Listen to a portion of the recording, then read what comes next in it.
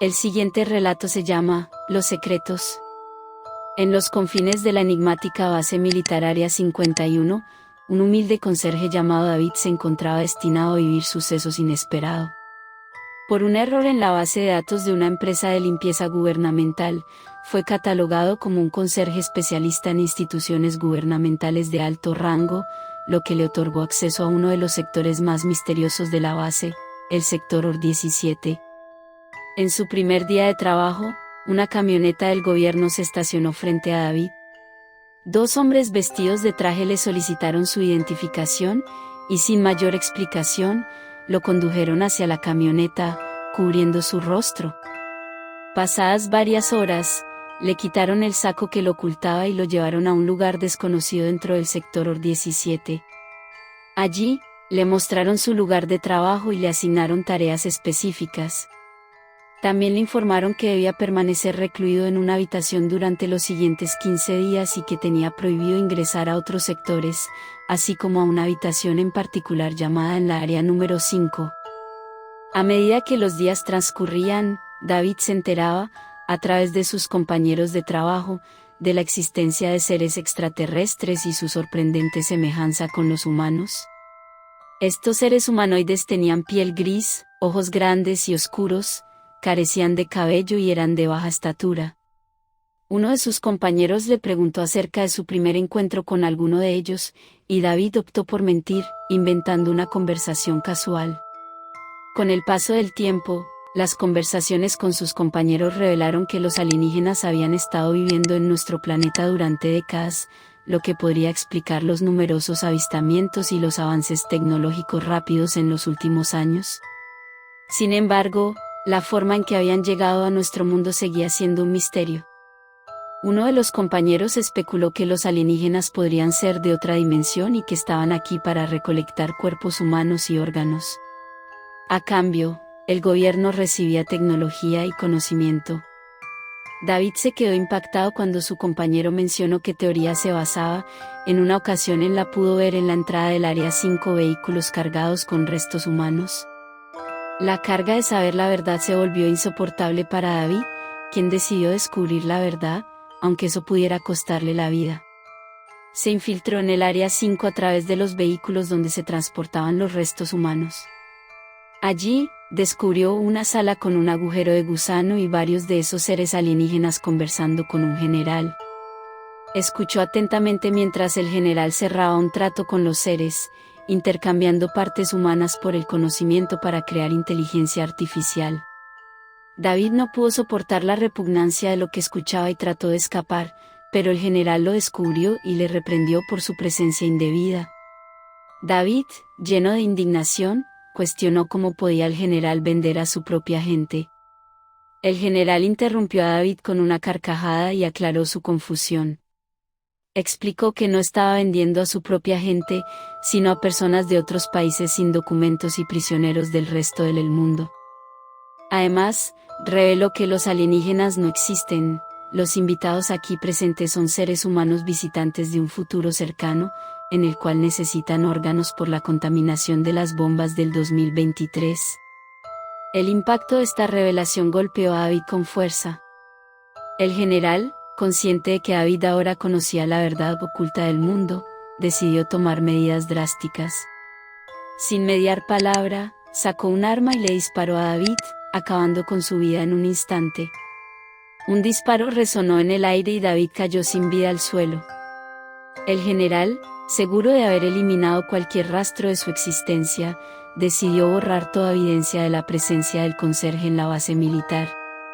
El cuerpo de David fue desechado con los demás cuerpos, sin tumbas ni lamentos. Su nombre se perdió en el olvido, convertido en un fantasma sin memoria en los confines de la historia. En el mundo exterior, la humanidad continuó viviendo en la ignorancia de los oscuros secretos de esa base militar. Los avistamientos de ovnis y los avances tecnológicos siguieron siendo un enigma sin resolver, mientras el gobierno y los seres del futuro seguían llevando a cabo sus intercambios macabros. Y así, la base militar siguió operando en secreto, con sus pasillos oscuros y sus misterios ocultos.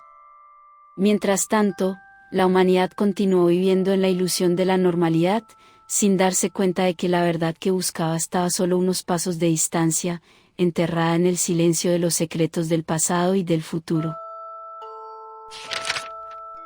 El siguiente relato se llama Sucesos del Más Allá. Era una tarde lluviosa de otoño. Estaba en casa tomándome un café recién hecho, cuando de pronto se fue la luz por la tormenta. La claridad de los truenos iluminaba en el salón mientras la lluvia inundaba las calles de todo el pueblo. Cuando descansaba en el sofá, por haber estado toda la mañana trabajando, un escalofrío me recorrió todo el cuerpo de pies a cabeza. Me quedé paralizada al ver una silueta que se movía en la cocina. Estaba segura de que estaba sola en casa, ya que mi hermana había salido de viaje. Dejé la taza de café encima de la mesita del salón y fui a ver quién había entrado en casa. Mientras me levantaba escuché un fuerte sonido que provenía del dormitorio de arriba. Otra vez me recorrió un terrible escalofrío que me dejó anonadada, no sabía qué hacer, estaba muy asustada, era la primera vez que me pasaba tal cosa. Me armé de valor, busqué una linterna, cogí mi teléfono por si tenía que llamar a alguien y decidí subir para ver qué fue lo que causó tal golpe. Cuando iba por la mitad de la escalera, escuché unos pasos que se dirigían hacia la cocina. Empecé a pensar que habían entrado ladrones pensándose que yo no estaba en casa, así que llamé a la policía de inmediato y me escondí en el armario de la entrada para evitar correr peligro. Mientras la policía estaba de camino seguía escuchando ruidos, pasos e incluso escuché un portazo. Estaba aterrorizada. No entendía qué estaba pasando allí afuera, si eran ladrones se les tendría que escuchar rebuscar entre los muebles e incluso conversar, pero ese no era el caso. De pronto todo quedó en silencio, un silencio perturbador.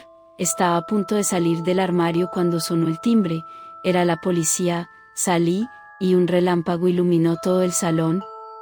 Allí estaba, vi claramente la silueta de un hombre robusto. Me estremecí y me di prisa en llegar hasta la puerta principal, abrí y allí estaban los policías. Les conté lo que acababa de ver en el salón y entraron sigilosamente, miraron la casa de arriba abajo, pero no vieron nada. Miraron a los alrededores de la casa, pero no encontraron indicios de que nadie se hubiera acercado o escapado desde dentro. Estaban haciendo el informe policial cuando otro relámpago iluminó la sala. Los tres nos quedamos congelados cuando vimos la silueta de aquel hombre de pie al lado de la ventana. Cuando volvió la oscuridad, uno de los policías alumbró con su linterna hacia donde estaba aquella sombra, pero ya no estaba. Otra vez se pusieron a mirar la casa de arriba abajo, pero esta vez tampoco lograron encontrar al supuesto ladrón. Estaban exhaustos, no entendían qué estaba pasando, incluso empezaron a pensar que yo les estaba gastando una broma de mal gusto, pero les juré que no, que yo era la más asustada de los tres, así que uno de ellos llamó a la central y pidió que mandaran una patrulla para que pasara la noche conmigo, para que no estuviera en peligro mientras se descubría qué estaba pasando allí.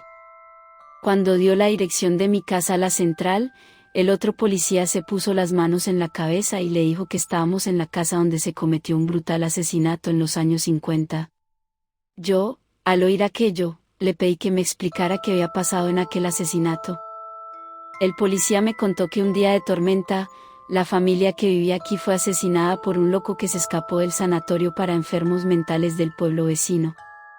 Aquel loco estaba demasiado perturbado, había cometido varios crímenes espantosos antes de ingresarlo en el psiquiátrico, así que cuando se escapó, se dio la voz de alarma, pero no todo el mundo estaba informado de su escapada. Llegó al pueblo y la primera casa que vio fue la de aquella pobre familia. Entró sigilosamente por la puerta de atrás y subió a las habitaciones, entró en la de los niños donde dormían plácidamente y los estranguló con sus robustas manos. Seguidamente entró en la de los padres y cuando fue a asesinar a la madre, el padre se despertó y lo vio allí de pie, con el cuello de su amada mujer entre sus manos. El hombre se levantó, cogió una silla y se la estampó en la espalda. El loco cayó inconsciente en el suelo, pero no logró salvar a su esposa, era demasiado tarde. Mientras el pobre hombre estaba llamando a la policía para dar parte de lo que le estaba ocurriendo, el loco se levantó y fue a por él. Un relámpago iluminó el salón, y vio la silueta detrás de él, se giró con un cuchillo que llevaba en la mano que había cogido unos instantes antes de llamar a la policía y se lo clavó en el pecho a aquel loco, mientras éste lo agarraba del cuello. Para cuando la policía llegó era demasiado tarde, se encontraron a los niños y a la madre en sus respectivas camas muertos, al padre desplomado en el suelo del salón con una expresión de terror en su rostro y un rastro de sangre que salía de la vivienda. Al loco lo encontraron en el jardín de atrás muerto, se había desangrado, aún llevaba el cuchillo clavado en su pecho. Me quedé petrificada cuando escuché aquella historia e inmediatamente tomé la decisión de mudarme de allí, sabiendo aquello y viendo lo que me estaba pasando, nada bueno me podía pasar. Les dije a los policías que no era necesario que viniera ninguna patrulla, que ya sabía qué estaba pasando y que la única solución era vender la casa e irme de allí. Los agentes se fueron un poco intranquilos, sobre todo, quien me contó la historia. No tenían nada que hacer contra un ser así. Con todo lo que había pasado se me fue el apetito, así que me terminé la taza de café y me fui a la cama para intentar dormir un poco. Conseguí dormirme unas cuantas horas, pero a las 3 de la madrugada volví a escuchar golpes, ruidos y portazos. Intenté hacer caso omiso de lo que estaba sucediendo, pero no pude. Me entró apetito, así que me levanté para bajar a la cocina y coger algo de comer cuando de repente la puerta de mi dormitorio se abría lentamente. Como la luz estaba apagada, no conseguía ver nada, me escondí debajo de la cama y entonces la puerta se terminó de abrir. Por las luces de la calle pude ver a un hombre vestido de blanco, parecía uno de los pijamas que suelen llevar los pacientes de los psiquiátricos. Aquel hombre se acercó a la cama y seguidamente escuché a un hombre que le gritaba, ese hombre estaba acostado en mi cama. Me sorprendió bastante, pero me di cuenta de que se estaba reproduciendo otra vez aquel atroz asesinato que se cometió en los años 50. Vi cómo aquel hombre le estampaba la silla al loco en la espalda, salió del dormitorio y se dirigió hacia abajo. Lo seguí, observé lo que hacía sin que me viera, pero quien sí me vio fue el loco. Vino hacia mí, no sabía qué hacer, así que intenté salir corriendo de allí, pero tropecé, caí y me rompí el pie. No podía levantarme, intentaba escapar, pero no pude. El loco me cogió por la pierna y me arrastró hacia la cocina. No sé qué me iba a hacer, pero conseguí coger un cuchillo y clavárselo en la pierna. Me levanté como pude, llamé a la policía y salí de la casa. Me esperé en la calle hasta que vinieron, les conté lo que me había ocurrido. Entraron, pero no vieron a nadie. No me extrañó que me dijesen que no habían visto a nadie, lo que ocurrió aquella noche fue muy extraño, aquel acontecimiento me aterrorizó demasiado. No tardó en llegar la ambulancia, me llevaron al hospital y me quedé toda la noche en observación. Al día siguiente puse la casa en venta. Mientras encontraba otro lugar donde vivir, me quedé en casa de una amiga, que no vivía muy lejos de allí. No tardó en venderse la casa. Después de mi estancia allí, han vivido varias familias, pero ninguna de ellas duró más de unos meses. Han pasado 20 años de lo ocurrido y la casa está vacía, abandonada. Todos los días de tormenta se vuelve a repetir una y otra vez aquel atroz asesinato.